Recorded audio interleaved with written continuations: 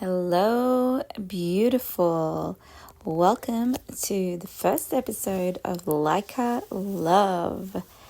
Likha is actually a Filipino word, actually pronounced Likha, but I like her. And love just represents who I am and what I want to spread out into the world. And the word Likha actually means create. So together, like a love, we're gonna create love. Goodness gracious. I have always wanted to start a podcast, and I don't know why I've just realized today, a few minutes ago, that I should just go ahead and do it. Why not? I thought I had to start it with somebody, but you know what? Here I am just doing it on my own. My name is Kat, and I am a single stay-at-home mother of two. I have lived in Australia, currently in Australia, but I grew up in Australia and lived in the United States my whole adult life until a year ago. But the craziest thing is I was actually born in a little island of Mindanao in the Philippines.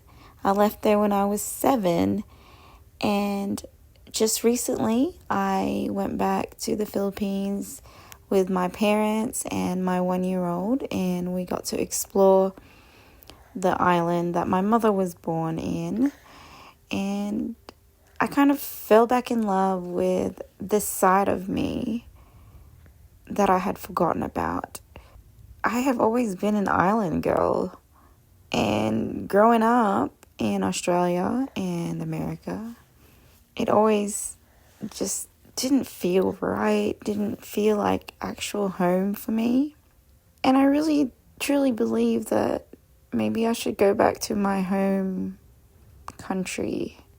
I've always felt like an island girl. I've always felt like the tropical environment is more me, It's a part of me. I was born there, and I had forgotten that part of me up until recently. I've gone through my whole spiritual awakening, and it's been such a lonely journey. But I can't imagine not being who I am right now.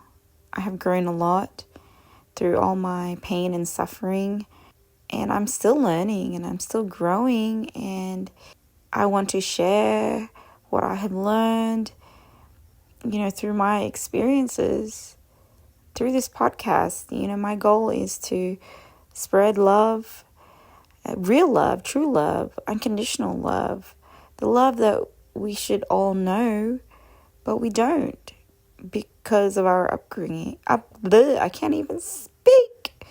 Because of our upbringing. We all have our childhood traumas that have shaped who we are right now as a human being, as an adult. Everything that we do, the decisions we make, our habits, it all comes from our childhood. Whatever we learned in our childhood, we brought it to our adult life. And we're either aware of it or not. Usually we're not aware of it. And that's why we suffer as adults. We suffer in our relationships, in our just relationships with ourselves. We tend to lose that childlike faith. We lose that adventurous side of us, the ones where we're always trying to find a way to just have a good time, have a good day, just be happy, and just be ourselves. As adults, we tend to forget that side of us. And during my journey of enlightenment, my journey of healing and growth after so much trauma in my adult relationships, I end up going back to my childhood, and I realize that that's where I need to go back and heal. Heal that side of me that I had forgotten about. Heal that child that I abandoned. I abandoned myself trying to please other people. And here I am, back to where I started. I was married at 19 years old. I left Australia. Just a year out of high school, I left and decided I was going to follow a boy to America. And that was only supposed to be a 4-year stay in the United States, which turned out to be 16 and a half years. A year ago, I was in desperate need of help. I was 36 and pregnant, unwed, twice divorced, and pregnant without a husband. My mental health was at its worst. I was on so much medications, and I was just lost. I lost who I was. My identity crisis was really, really bad. I lost my faith in everything, I grew up as a preacher's kid. My dad is a Baptist preacher. And after my first divorce, that's when my identity crisis started. I got married again, and I really just gave up on life. In this second marriage, I gave up on who I was. I gave up on my belief system. I gave up on my dreams. And then when I divorced that guy, that's when I really started to find myself again. Although my mental state was still not good, my recent pregnancy really was the one thing that saved me. I was with a man that was very untruthful about everything in his life. And then I started learning of all the lies and the deceit. I kept forgiving him, of course, because that's who I am. But then I realized that there was just no way I could raise a newborn in the United States with the way the system is over there. He wasn't working, and I couldn't keep working 2 jobs pregnant. And also, even after I was pregnant, I didn't want to work anymore. I didn't want to give up my right to raise my own child by sending her to preschool, sending her to daycare, and me working my butt off like I did my first child. I couldn't do it. I couldn't live that life anymore. It wasn't fair on me. It wasn't fair on my children that I continue being a slave to my job. And my parents really encouraged me to come back to Australia and seek asylum in their home. I was 34 weeks pregnant when I flew to Australia with 1 suitcase. It's me, pregnant, and just feeling hopeless. I had to leave my 10-year-old with her dad while I seeked asylum in Australia, where they had free healthcare and they took care of me. The government really has some great programs for citizens, and it really was the best decision and the toughest decision I have ever made. Leaping into the unknown is so scary, but it really, I think the scariest decisions that you make, the scariest things that you face end up being the best things that happen to you. You know, that's where growth is. That's where you're literally you just have pure faith when you jump into the unknown. Just pure faith that something is going to work out. Something is going to happen and you're going to be okay. And you're always going to be okay. You know, I have been through a lot, and even like my closest friends don't even know, have no clue what I have been through. And that's okay. You know, they don't have to know, but they will now that I've started this podcast. Oh my goodness. I really, just want to put my story out there, and I feel like I have a lot of insight that I can share, being multicultural and have lived in 3 different countries and have started my own business. I learned what life was like in all these countries, and now that I'm starting over again, starting my life over, I don't know, I feel like I need to share my journey with those who are in similar situations that I've been through.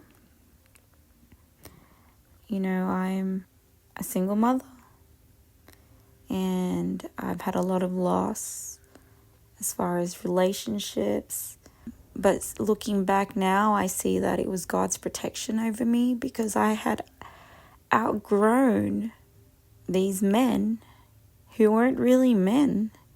I see everybody that I have lost, and I see that they weren't for me. And I really, as someone who is striving for more, striving for a life of love and fulfillment, these men that I entertained, really, I had no business entertaining. They weren't for me. They didn't have the same belief system as I did. And so that was a struggle. It was either me giving in and losing who I was, or moving on.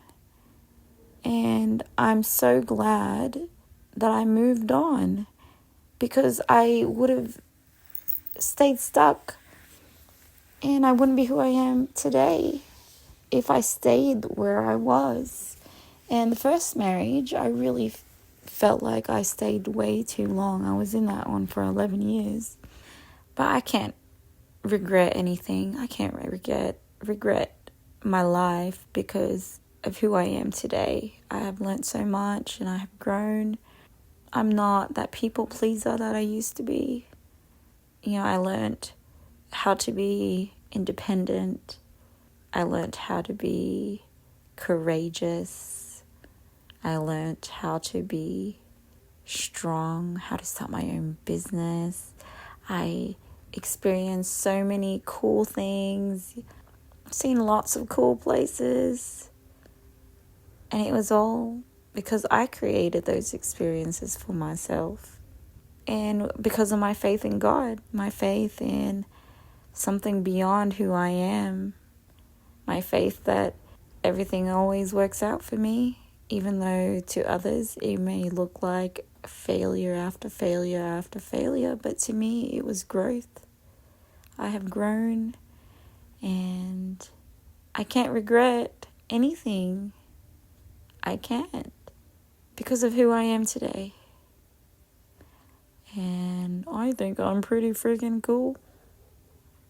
And I think that my inner child is proud of me, and that is all that matters. I think about my 17-year-old me in such a rush to leave home, in such a rush to be an adult, only to see that adulthood is not as fun as I thought it would be.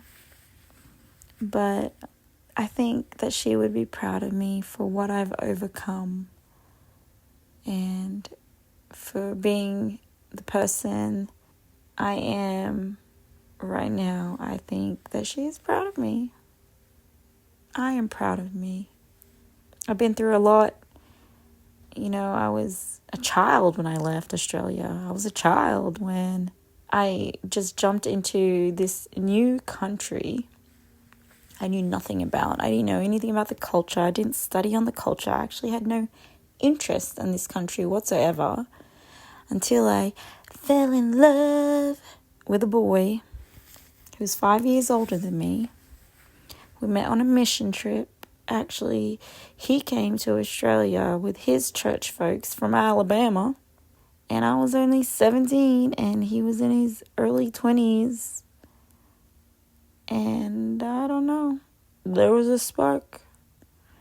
And that's when my plans of going to college went out the window.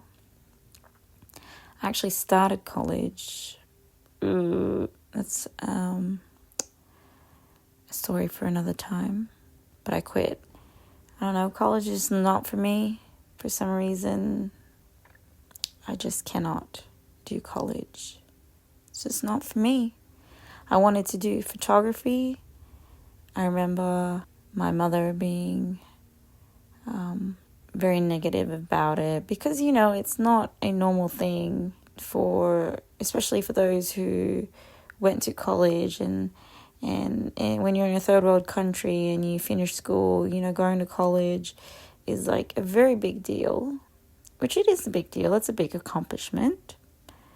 But it just wasn't for me, and I knew I wanted to do photography, and photography doesn't require college. It just requires passion and a drive and just doing it. And that's what I did when I moved to the United States. I started it. I did it. I accomplished what I wanted to do, and now I'm a burnt out photographer. Still in this burnt out stage where I just have no interest in doing it again full time because of all the work. I'm very grateful for the business that I had in Alabama. Very grateful that it helped me survive as far as the economy. I mean, Alabama, I'm sorry, but Alabama, their minimum wage is awful. It was like $7.25 for a long, long, long, long time, a decade for sure that I know of. I don't even know if they've went up, but it really, trying to survive in a country where they just don't pay well, with jobs that you don't have a degree for. Starting my own business was hard.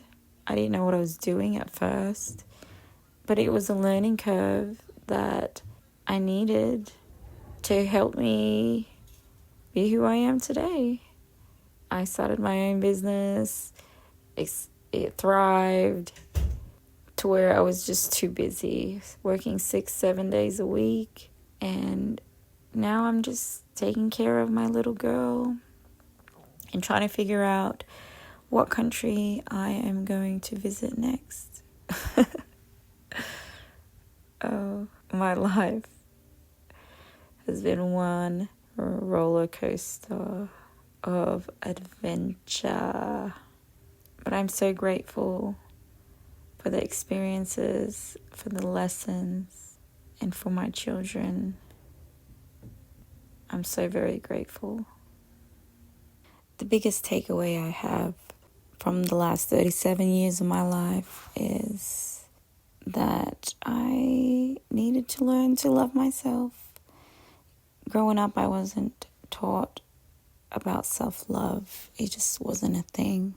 I was taught to love others. Growing up in church, being a preacher's kid, we had to love others. We had to put God first, put others next, and then yourself last, always.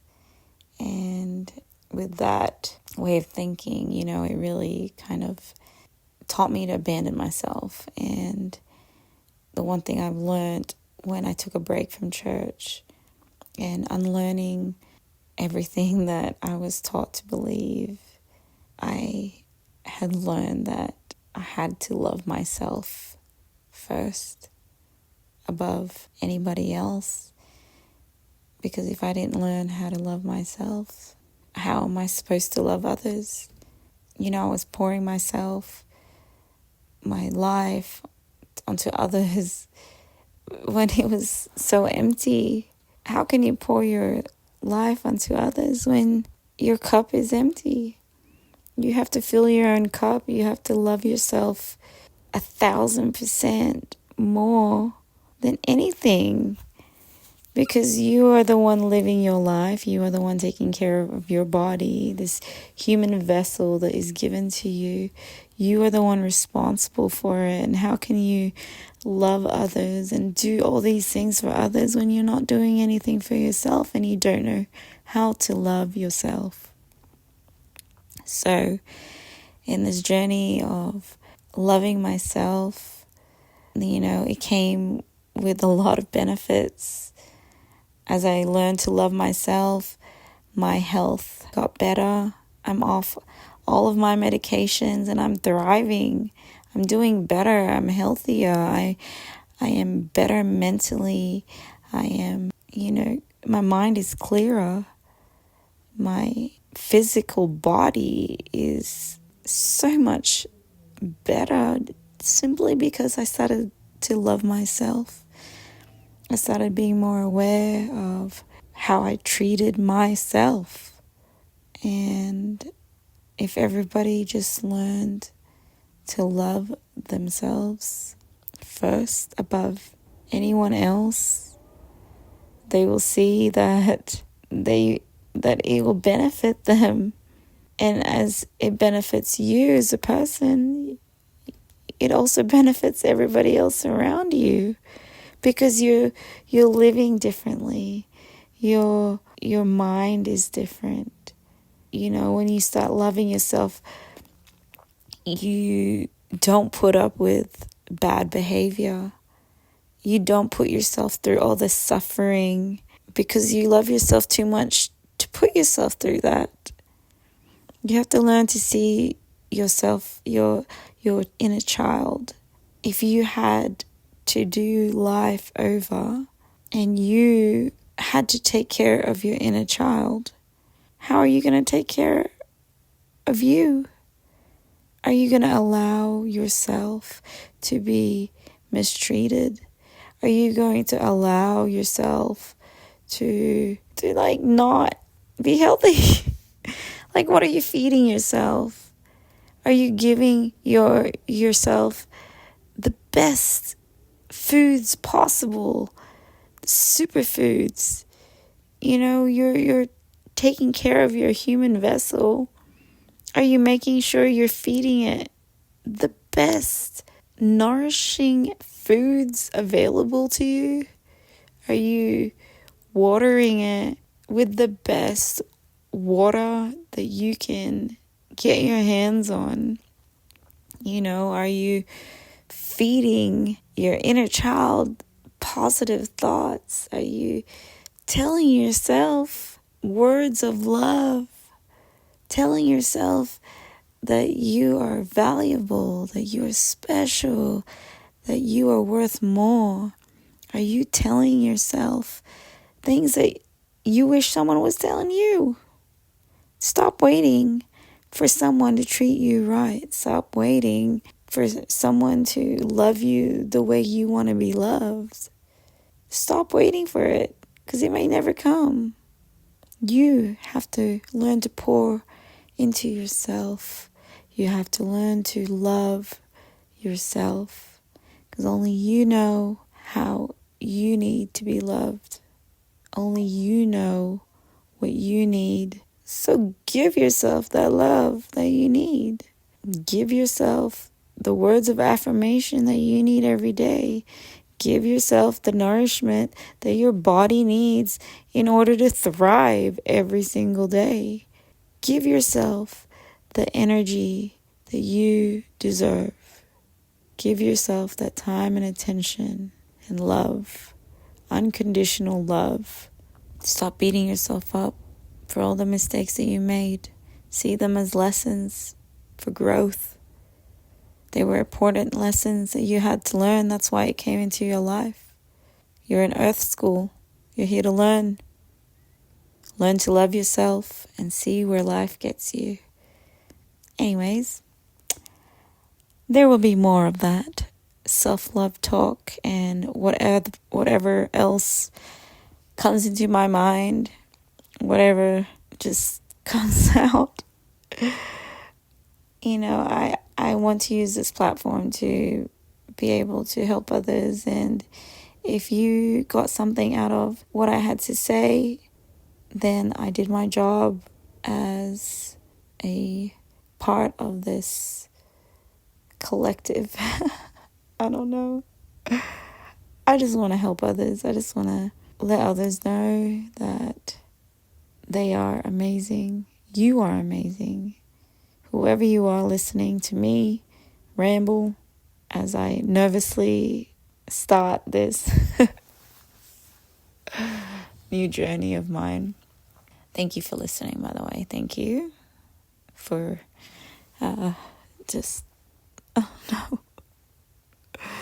using your time, your precious time to listen to me. I really hope you got something out of this, and I really hope that you see that you are loved and that you are here on this earth for a reason, and your purpose is not to work your butt off to make little money. And your purpose in life is so much bigger than that. Don't get trapped in the matrix. Learn to love yourself. And when you learn to love yourself, you're going to see that there is a better life out there for you, and that you, my friend, are capable of accomplishing whatever you want in this life. We're just in a video game, and I will talk more about this simulation another time. If you want to stick around, please do. Anyways, thank you for listening. Know that you are loved and that I love you, and have a magical day. Bye.